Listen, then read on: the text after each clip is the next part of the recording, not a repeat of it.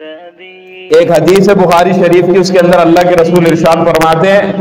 الایمان بضع و سبعون شعبۃ افضلها لا الہ الا اللہ وادناها اماطۃ الاذى عن الطریق والحیاء شعبۃ من الایمان، کہ اسلام جو ہے، ایمان جو ہے، اس کے تقریباً کم و بیش 70 شعبے ہیں، 70 شاخیں ہیں۔ اور یہ بات یاد رکھے کہ جو 70 فرمایا تو 70 سے مراد یہ تحدید کے لیے نہیں ہے بلکہ تقریب کے لیے، مطلب حد مقرر نہیں کی، گنتی کے لیے نہیں ہے کہ بھئی 70 ہی شاخیں ہیں ایمان کی، اسلام کی، بلکہ یہ عرب کے اندر دستور تھا کہ کسی چیز کی زیادتی کی طرف جب اشارہ کیا جاتا تھا تو 70 کا جو عدد تھا اس کو بیان کیا جاتا تھا۔ جیسے ہم اردو کے اندر بھی کسی سے بات کرتے ہیں، بار بار جب اس کو کوئی بات کہتے ہیں تو آگے سے یہ کہتے ہیں کہ دیکھ میں نے تجھے 70 بار کہا۔ 70 بار سے مراد یہ نہیں ہوتا کہ 70 بار ہی کہا، مطلب اس سے زیادہ بھی کہا، یہ زیادتی کی طرف اشارہ ہوتا ہے۔ تو اللہ کے رسول نے فرمایا کہ ایمان کے کوئی 70 سے زیادہ، مطلب ایمان کی بہت ساری شاخیں ہیں۔ پھر فرمایا کہ سب سے اعلیٰ درجہ جو ہے وہ تو یہ ہے کہ بندہ کہے کہ لا الہ الا اللہ، اللہ کے سوا کوئی معبود نہیں، اور ادنا درجہ یہ ہے کہ راہ سے چلتے ہوئے کوئی تکلیف دینے والی چیز جو ہے اس کو ہٹا دے۔ راہ سے چلتے ہوئے کوئی تکلیف دینے والی چیز راستے پر دیکھے، کوئی کانٹا دیکھے، کوئی پتھر دیکھے یا کوئی کھڈا وغیرہ کھلا ہوا دیکھے تو اس کو بند کر دے، راہ کو صاف کر دے کہ دوسرے کسی مسلمان بھائی کو تکلیف نہ پہنچے۔ تو یہ ادنا درجہ ہے، اور اعلیٰ درجہ کیا ہے کہ لا الہ الا اللہ۔ اور پھر ایک عجیب انداز کے اندر فرمایا کہ الحیاء شعبۃ من الایمان، اور جو ہے یہ ایمان کا ایک شعبہ ہے، یہ ایمان کی ایک شاخ ہے۔ مطلب کیا کہ جب بندہ پڑھتا ہے کہ لا الہ الا اللہ، یہ صرف زبان سے ادا کرنے سے ہی بندے کا فریضہ اور ذمہ ساکت نہیں ہوتا، بلکہ ساتھ ساتھ دل میں بھی یہ اس کا اعتقاد رکھے کہ یا اللہ میں نے تجھ کو الہ مان لیا، میں نے تجھ کو معبود مان لیا، اور میں تجھ سے یہ عہد کرتا ہوں، تجھ سے یہ وعدہ کرتا ہوں کہ میں تیرے سوا کسی بھی مخلوق کو کارساز، حاجت روا، مشکل کشا اور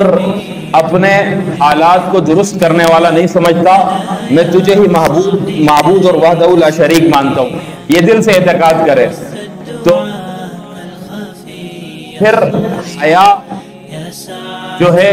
اس کو تقویت دیتی ہے۔ مطلب کیا کہ مثال کے طور پر یہ جو لا الہ الا اللہ محمد رسول اللہ جو ہے یہ گویا کہ ایک گاڑی ہے،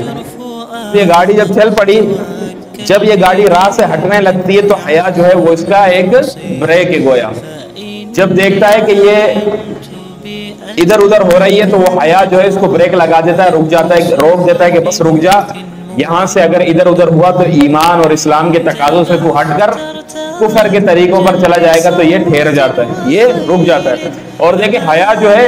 یہ فطرتی طور پر اللہ تبارک و تعالیٰ نے انسان کے اندر رکھی ہے۔ 4-5 سال کا بچہ بھی کسی کے سامنے اپنا سطر نہیں کھولتا، شرماتا ہے، یا کوئی ایسی حرکت کرتے ہوئے جو اخلاقیات سے گری ہوئی ہو، 4-5 سال کا چھوٹا سا بچہ ہو وہ بھی نہیں کرے گا، وہ بھی شرماتا ہے، حیا کرتا ہے۔ وہ حیا ہی معنی ہے۔ حیا کیا چیز ہے کہ وہ بندے کو کبھی چیزوں سے، گندی چیزوں سے روکتی ہے، تو وہ بھی نہیں کرے گا ایسی حرکت۔ تو دیکھیں تبھی حضور اکرم صلی اللہ علیہ وسلم نے فرمایا کہ کل مولود یولد علی فطرہ، کہ ہر بچہ پیدا ہونے والا فطرت کے اوپر پیدا ہوتا ہے، علی فطرت الاسلام، اسلام کی فطرت پہ پیدا ہوتا ہے۔ فابواہ یحودانہ ویمجسانہ وینصرانہ، کہ پھر اس کے ماں باپ یعنی ماحول جو ہوتا ہے، وہ ماحول اس کو پھر بگاڑتا ہے، یا یہودی بناتا ہے، یا نصرانی یا مجوسی بناتا ہے۔ مطلب کیا کہ جب آپ دیکھیں گے کہ ایک بچہ جب پیدا ہوتا ہے تو اس کے اندر فطرت کے تمام وہ تقاضے موجود ہوتے ہیں کہ جس کو اسلام طلب کرتا ہے، یعنی حیا بھی اس کے اندر ہوتی ہے، شرم بھی ہوتا ہے، اور اسی طرح دیکھیں کہ وہ فطرت کے اوپر ہوتا ہے۔ ایک بچہ، چھوٹا بچہ رات کو جلدی سو جاتا ہے، دیر تک نہیں جاگتا، 7-8 بجیں گے اس کو دیکھو گے کہ وہ نیند آ جائے گی، سو جائے گا۔ پھر ماحول کا اثر آستے آستے اس پر جب آتا ہے تو پھر وہ رات دیر تک جاگنے لگ جاتا ہے۔ ماحول کا اثر، موبائل وغیرہ کا استعمال، اسی طریقے سے ٹی وی وغیرہ دیکھنا، جب ان چیزوں میں لگتا ہے تو پھر دیکھو گے کہ رات کو 12-12 بجے بھی بچے گلیوں کے اندر گھوم رہے، بلکہ 1-1 بجے بھی گھوم رہے ہوتے ہیں، خصوصاً ہمارا یہ محلہ کہ اس کے اندر تو بچے بالکل رات کو 2-2 بجے بھی، میں اکثر دیکھا ہے کہ وہ آتے دکانوں پر چیز لینے کے لیے، رات کے 2 بجے بچہ چھوٹا 7-8 سال کا بچہ رات کے 2 بجے دکان پر آ رہا ہے، وہ کوئی کام سے مطلب گھر کے کسی کام سے نہیں، کوئی آٹا چینی دال وغیرہ لینے نہیں، بلکہ عام جو بچوں کی جو چیزیں ہوتی ہیں جو کھاتے ہیں وہ لینے کے لیے آ رہا ہے، تو پھر جب فطرت بدل جاتی ہے تو یہ حال ہو جاتا ہے۔ تو دیکھیں فطرت کے عین مطابق کیا ہے، حیا اور شرم ہے۔ اب دیکھیں کہ جو قومیں فطرت سے ہٹی ہوئی ہیں وہ جانوروں کی طرح بے حیائی کا اظہار کرتی ہیں، چوک چوراہوں پہ اور عام شاہراہوں کے اوپر بالکل ننگے اور بالکل اخلاقیات سے گری ہوئی حرکتیں کرتے ہوئے نظر آتے ہیں۔ یورپ کے اندر خصوصاً ایسی کنٹریاں، ایسے علاقے کے جہاں پر لوگ برہنہ گھومتے بغیر لباس کے، ان کو کسی قسم کے لباس کی ضرورت ہی نہیں ہے، اور کوئی دیکھتا ہے انہیں تو کہتا بھی نہیں ہے کہ یہ کیا بےہودگی کر رہا ہے۔ تو وہ کیا ہے کہ حیا سے ہٹ گئے، فطرت سے ہٹ گئے، تو وہ بالکل جانور بن گئے۔ جیسے ایک حدیث کے اندر رسول اللہ صلی اللہ علیہ وسلم ارشاد فرماتے ہیں اذا لم تستحی فاصنع بما شئت، کہ جب تجھے حیا نہ رہے تو پھر تو جو چاہے وہ کرتا پھر۔ جب تیرے اندر حیا نہیں ہے، شرم نہیں ہے، تو جو چاہے تیرا دل کرے وہ کرتا پھر،